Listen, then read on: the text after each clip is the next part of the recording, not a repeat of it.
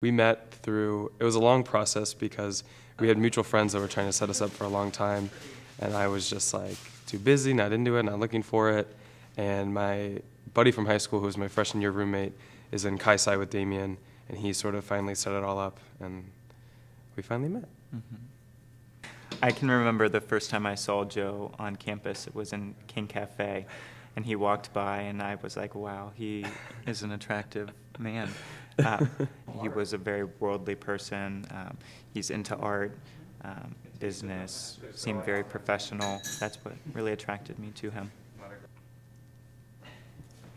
This is not my first relationship, but it's certainly the longest I've ever had.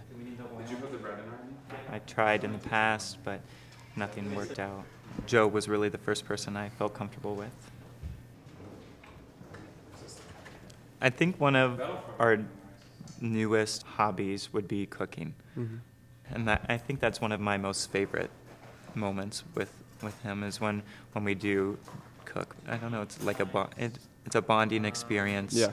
That, I don't know, we turn on the music, have a glass of wine, just spend an hour in the kitchen cooking, slaving over a meal that's finished in a few minutes. But Yeah, 5 minutes. it's just a fun time to be together. Yeah. A big thing for me being in public is showing that affection towards Joe. And it's a little more difficult that we are a gay couple because you'll get weird looks from people if you do. If I were to hold his hand or if we hugged each other in public, you're not looking for it, but you can definitely see that that happens. I mean, it's not like we're stone cold in public, but you sort of feel where you are, the situation. I mean, yeah, I mean, if you're in Oxford, if you're in a rural town, things will be different, but if you're out on the beach somewhere in Florida, maybe it's a little different there, so it is unfortunate that you gauge that situation more than just normal PDA and what people are comfortable with affection-wise, but I don't feel targeted or anything. I mean, Miami's a decent climate to be gay in, I think.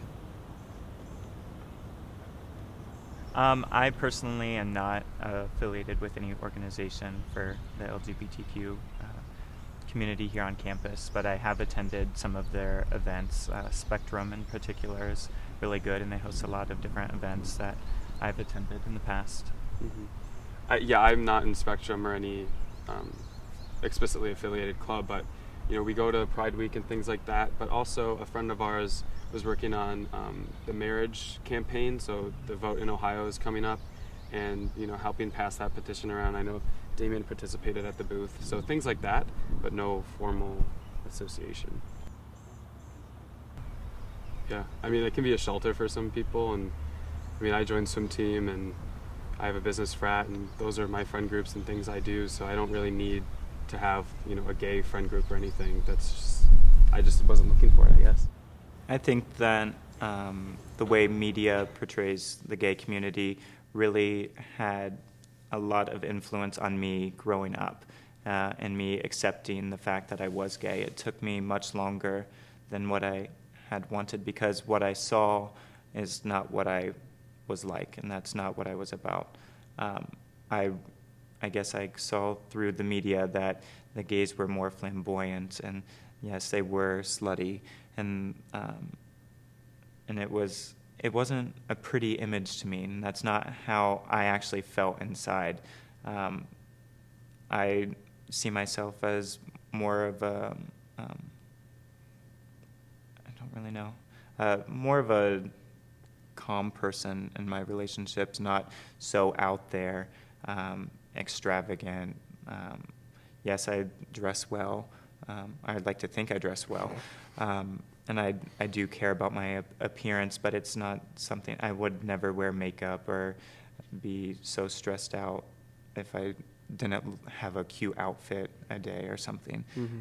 And that's really what I saw through the media, was that everyone was so particular and being gay and what they looked like, who they were with, and the relationships were not portrayed well. It didn't seem like it was a wholesome, genuine relationship. That's definitely why we're here sharing our story, is to break down those stereotypes of what being gay is like in this day and age, and being in a committed relationship, because it's no different than a straight relationship or any relationship, really. I think for me, it's a lot about, it goes back to the honesty and the sharing. It's whether or not you can tell that person everything. So if there's something that you are embarrassed to tell them or show them or do, that's sort of like the block, and that's what's preventing you from like true love, I guess, or complete, like fully requited. So I think when I knew that I loved Damien was when nothing mattered. You know, I would see this, say that, this upset me, things I'd never told anyone, all that cheesy stuff. But it's true, like, if you actually cannot share that with someone, are you at that point? Like, do you have to hide things? And I think once you're at the point where that's no longer a thing, for me, that's what I feel. I mean, beyond physical affection, it's a trust thing. It's, you know me, you can see me, and I'm okay with that, and I enjoy that. And that's sort of when I reflect on it. That's why I feel so strongly, like, in the place I am right now. Need to soak that in a little bit. I don't know if I can answer that so eloquently, but no.